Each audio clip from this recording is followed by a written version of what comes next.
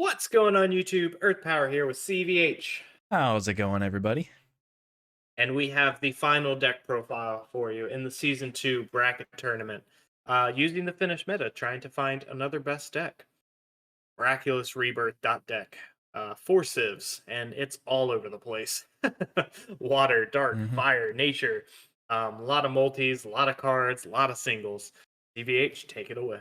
Yeah, this is certainly probably the weirdest looking deck that you will have seen in this top 16 of Season 2. And it was definitely one of the weirdest decks we discovered when we were looking at decks that other people were playing to base things off of, but that's kind of why we fell in love with it.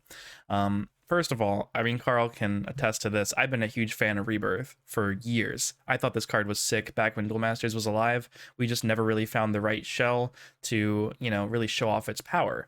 And this deck kind of is that shell. It is a mid-range deck, so it's a little slower than a traditional aggro deck, but it's not quite control, although it can play defensively. And outside of certain 3 and 4 ofs, you got the Hulcus, Bronze Arm, Aqua Surfer, and Locomotiver.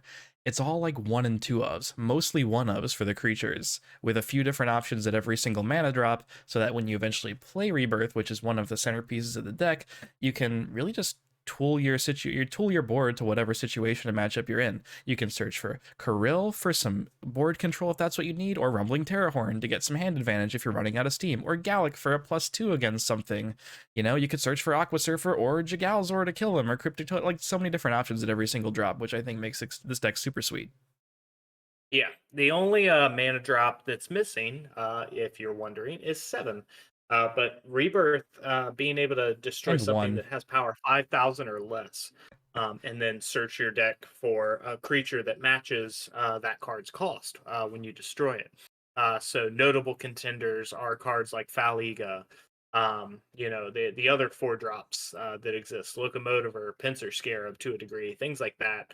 All of the 3 drops, 6 drops. But what I like a lot is there are a few 8 drops, not in this tournament, unfortunately, but like if your opponent's playing an Aqua Sniper, you can rebirth that and hit Bazagazeal or Hawkeye Oh my Lunatron, god, it's true. which are just fun cards that this deck gets to play around with because it plays so many singles and it tries to adapt a game plan based on what your opponent's trying to do. Gets to play cards like a Gigaryze, which lets you pull back fire and water cards from the graveyard, which is super fun. Again, your Yeah. full sets of Surfer and Hulkus, which are kind of the centerpiece drop points when you're on turns 3 with Hulkus and Bronze Arm Tribe, Locomotive on 4. You still get all your classic control slash mid range cards, but now you get to, just like Christian said, tool the deck to your liking and play into whatever your opponent's trying to do. Yeah, even the spells are pretty techy, and you could definitely play more or less copies of each of those, or even different spells like Spiral Gate entirely or a second Soulswap. You could beef up the 2s if you're more worried about the aggro matchups.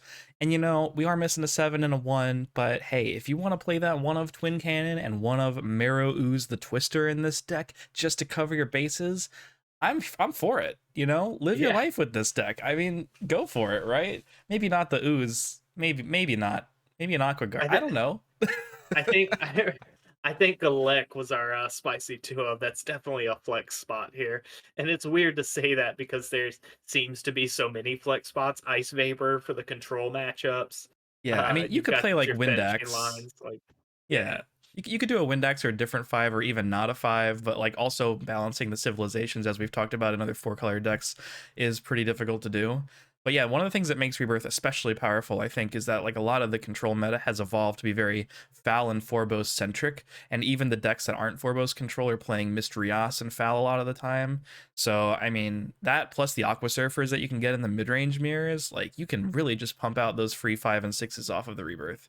Brutal stuff. yeah. This deck is flexible deck, and excited to see how it fares up against Hydra Hurricane in the final match of our top 16. Two So of my favorite decks, Carl. I think these two are sweet. they are sweet, and shout outs to, well, I really wanted to flex this deck out with everything that I could make promo. With the Melnia being the only off highest quote unquote rarity card We here. used to have so many. I used to have so many, and I'm hoping to have some more here in the future, but that's for another time.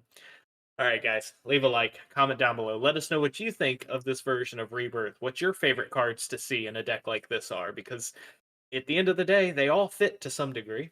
So, Yeah. stay tuned, guys. The match is coming up here in the next day or so, and then we're off to top 8. So, leave a like, guys. See ya. Peach. Peach.